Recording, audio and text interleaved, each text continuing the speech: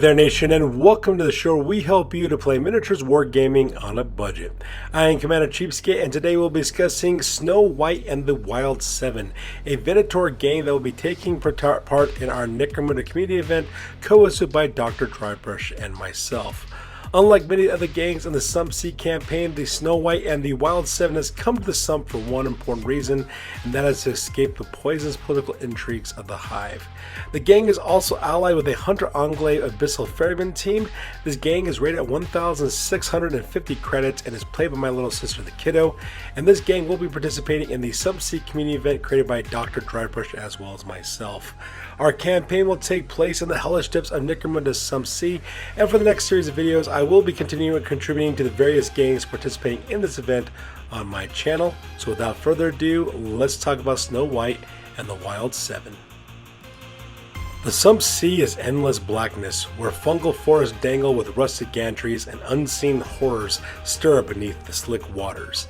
It is here that Snow White-lined nightmare Vestia has fled, leaving behind the poisonous intrigues of Necromunda's noble houses. Her stepmother, Grimhilda Cage Catalyst, has sworn to see her corpse sink beneath the sump, but Snow carries her own vow: Grimhilda will fall first. But Snow White does not run alone. Cast out, hunted, and branded traitor, she has found a sanctuary with a band of unlikely companions, the Wild 7, outlawed iron-head squat prospectors turned deadly bounty hunters. Alone, they were outcasts and miscreants, but together, Snow White and the Wild 7 have become a formidable force.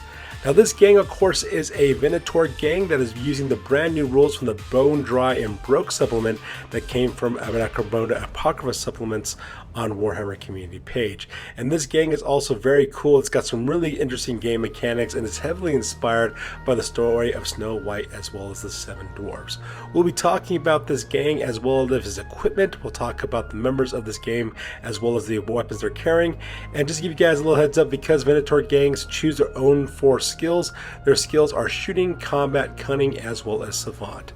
So let's talk about the individual fighters that consist of this gang. Up first is Snow White-lined Nightmare Vestia. Once of House Escher, now a hunted leader of outcasts, she carries herself with elegance of nobility twisted into venomous resolve.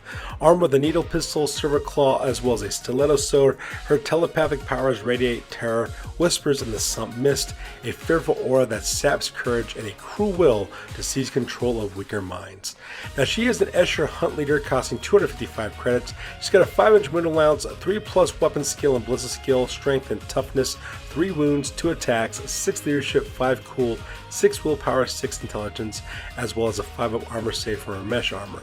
And she also has the Iron Will skills, that way she has -1 to her bottling test, and she has the telepathy discipline with fearful aura as well as mind control to kind of emulate the idea that Snow White kind of sways people's opinions about her, just like in the original Disney story where she kind of turned the idea of the huntsman from murdering her. And this makes up my little sister the Kiddo's leader for her gang. For the champions, we start with Sneezy, a squat champion whose Nightshade Kimthor the Gesundheit clouds the battlefield in toxic haze. He fights half coughing, half laughing through his own poisons, a Kimsith dingling from his belt for more lethal effect. Now, Sneezy is a squat hunt champion costing 280 credits. He's got a 4-inch wound allowance, 3+ weapon skill, ballistic skill, as well as strength, 4 toughness, 2 wounds, 5 initiative, 2 attacks, 6 leadership, cool, willpower, as well as 7 intelligence. He's got a 5 armor save from his mesh armor. And he is packing the Gesundheit, which is a Nightshade Kim thrower. He's also packing a stiletto knife for a backup close combat weapon. And he also has Kimsith. And with his intelligence score of 7+, he's able to make his toxin and gas attacks even more lethal. To add to his lethality, we're also giving him hip shooting skill from the shooting skill tree. So that way he can take a double action to move up, double his wound allowance, and open fire with his Kimsith thrower. He does suffer -1 to his ballistic skill by doing this, but since it's a 10-plane attack, it doesn't really matter because it automatically hits. And this makes up Sneezy, the very first of the squat Venators that are actually part of this gang. The next hunt champion, his name is Happy, a squad whose name belies his nature. Happy kills his enemies with kindness, his mining laser. The massive last cannon sears holes through steel, and his trick shots burn with savage glee. Each kill a joke only he finds amusing. So Happy once again is a squad hunt champion costing 245 credits, has exactly the same stats as Sneezy. He's also got a fire armor save from his mesh armor, and he's armed with the mining laser kindness because he kills his enemy with kindness. He's also got a backup. He's also got a last pistol for a backup weapon. He's also got the trick shot ability, so that way he can remove partial cover from his enemies as he opens fire with that strength 9 mining laser. The next fighter is Sleepy, who is the hunt specialist sharpshooter with the Night gun, his needle rifle. When he must dispatch a larger group, a pouch of choke gas grenades suffices. He moves slow, fights slower, but his lethargy is deceptive.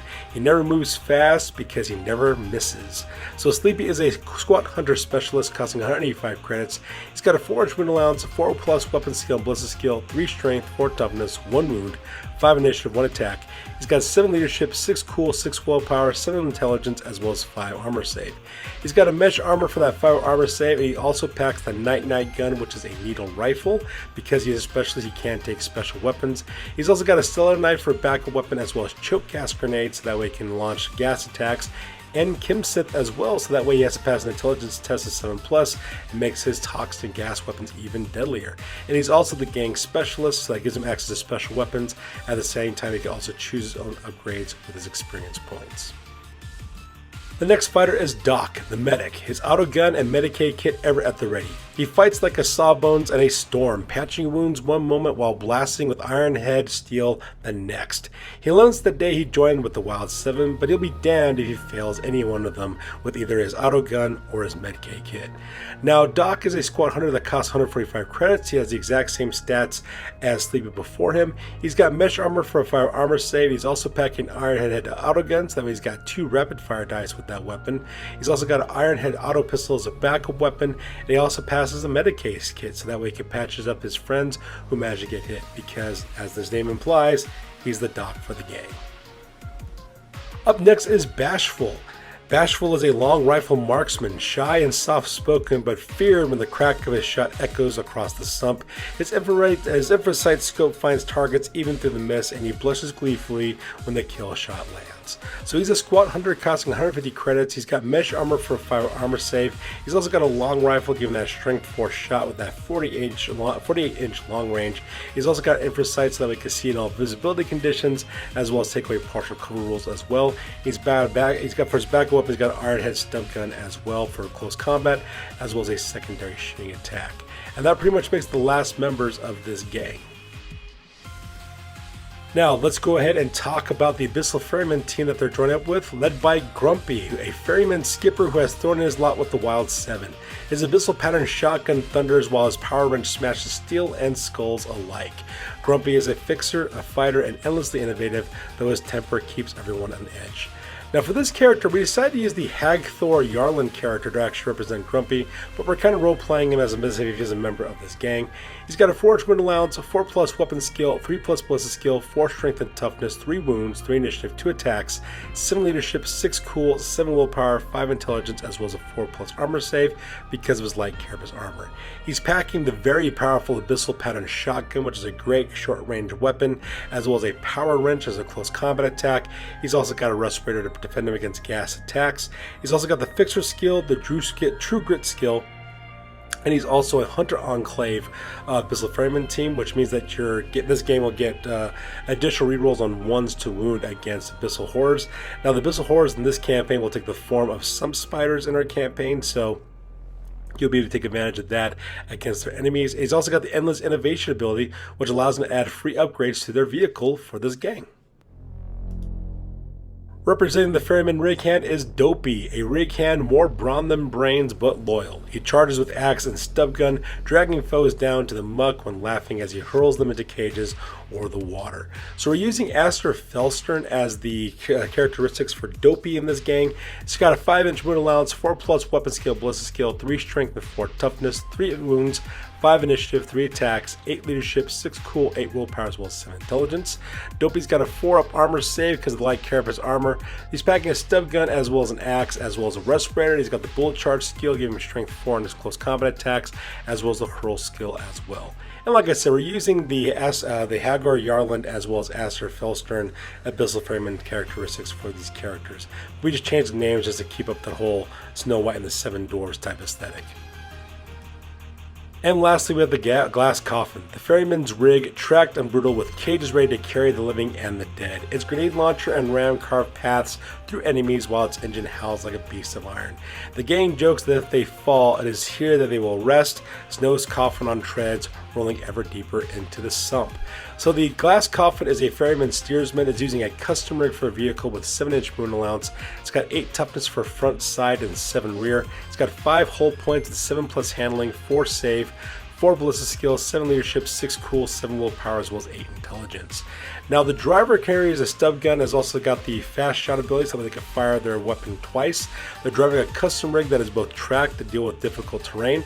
It's also got a crash cage, escape hatches, as well as a small transport cage and redundant drive system to make this vehicle very, very survivable. It's also got tire claws to improve the handling to a 6+. It's also got nitro burner for that 7-up movement allowance because you lose one for taking tracked. It's also got a grenade launcher with frag and crack grenades. And that makes up the glass coffin.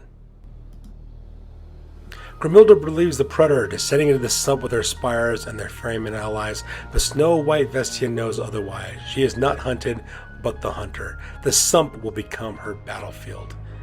Now the fight, what do you guys think of this game? Do you guys think this will be a game that can survive the Sump Sea? Do you think they'll be able to dominate? What do you guys think? Do you think that my sister Kiddo has what it takes to take Snow White and the Wild 7 all the way to the championship? Please leave us a comment down below. I'd love to hear you guys' thoughts about this gang as well as the abilities that it has. I really love the way that this gang is kind of set up. My little sister liked my Snow White and the 7 Dwarves video that I made a couple of years ago, and she's like, I want to play that gang for this campaign, so we decided to throw these guys in here to see exactly what happens.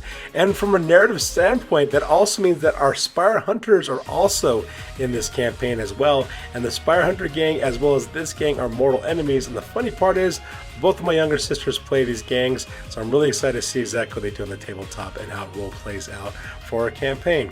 So there you guys have it. This is Snow White Lion Nightmare in the Wild 7.